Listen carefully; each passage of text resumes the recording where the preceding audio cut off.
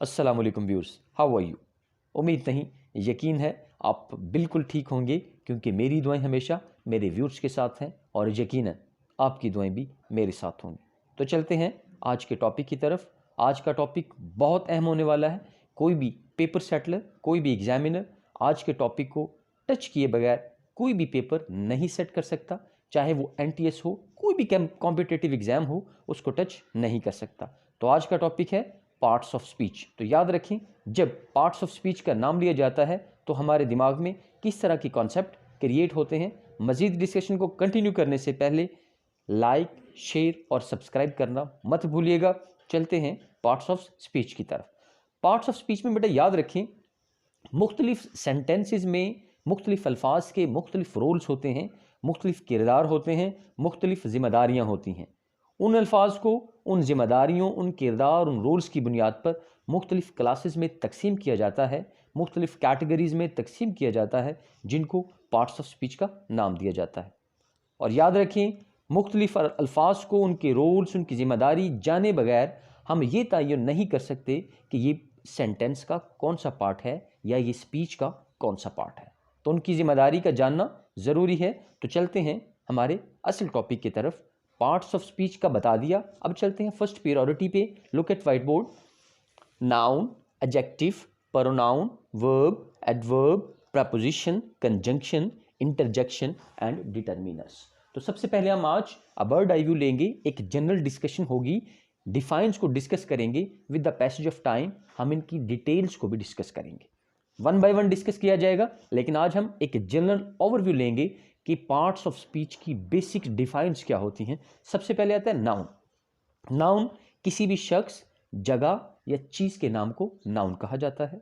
शख्स Aslam is a good boy, जगह Lahore is a famous city. चीज़ में याद रखें बेटा, वो तमाम अशिया शामिल रखेंगे जिनको हम देख सकते हैं, छू सकते हैं, टच कर सकते हैं, महसूस कर सकते हैं, उनको चीज़ों के ज़ुमरे में लिखा जाएगा। क्लियर। उसके बाद आ जाता है एडजेक्टिव। एडजेक्टिव वो अल्फाज होते हैं जो किसी भी नाउन की अच्छाई या बुराई, खूबी या खामी को बयान करने के लिए इस्तेमाल किए जाते हैं। मिसाल के तौर पर Aslam is a good boy, Ahmed is a bad boy. Clear. उसके बाद आ जाता है प्रोनाउन। प्रोनाउन वो अल्फाज होते हैं जो नाउन की जगह पर इस्तेमाल किए जाते हैं। मिसाल के तौर पर Aslam is a good boy, Aslam अच्छा लड़का है, वो रोज़ाना स्कूल जाता है। तो यहाँ पर वो असलम को स्किप कर रहा है, तो वो प्रोनाउन के तौर पर इस्तेमाल किया जा रहा है। क्लियर। उसके बाद आ जाता है वर्ब। वर्ब किसी भी स्टेट को बताता है, किसी भी एक्शन को बताता है, जिसमें कोई भी काम किया जाता है, उसको वर्ब कहते हैं। देन उसके बाद है एडवर्ब। वो अल्फाज या वो अल्फाज का मजमुआ जो वर्ब के मीनिंग में इजाफा करता है, उसको एडवर्ब का नाम दिया जाता है। मिसाल के तौर पर असलम रन्स क्विकली, असलम दौड़ता है तेजी से, तो यहाँ पर तेजी से वो क्या है, एडवर्ब। क्लियर। उसके बाद आ जाता है प्रपोजिशन। प्रपोजिशन वो अल्फाज होते हैं जिनको नाउन और प्रोनाउन से पहले इस्तेमाल किया जाता है, जो कि तयन करते हैं सिमत का, टाइम का, प्लेस का, रिलेशनशिप का। क्लियर। प्रपोजिशन वो अल्फाज होते हैं जिनको नाउन और प्रोनाउन से पहले इस्तेमाल किया जाता है, जो कि तयन करते हैं डायरेक्शन का, टाइम का, प्लेस का और रिलेशनशिप का।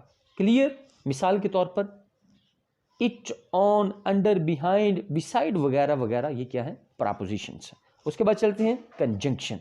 लफ्ज़ या अल्फाज का मजमुआ जो दो जुमलों को, दो सेंटेंसेस को आपस में जोड़ता है, जोड़ने का काम करता है, उसको कंजंक्शन का नाम दिया जाता है। क्लियर। सिंपल लैंग्वेज में बता रहा हूं ताकि आपके कॉन्सेप्ट क्लियर होते जाए, आपको पता चलता जाए कि कंजंक्शन क्या है, नाउन क्या है, प्रोनाउन क्या है, वर्ब क्या है। And last one is interjection. वो अल्फाज जो सडन फीलिंग्स को बयान करने के लिए इस्तेमाल किए जाते हैं, उनको इंटरजेक्शन का नाम दिया जाता है। मिसाल के तौर पर hurrah, I have won the match, alas you have field. यहाँ पर हुर्रा और अलास इंटरजेक्शन के तौर पर इस्तेमाल किए जा रहे हैं।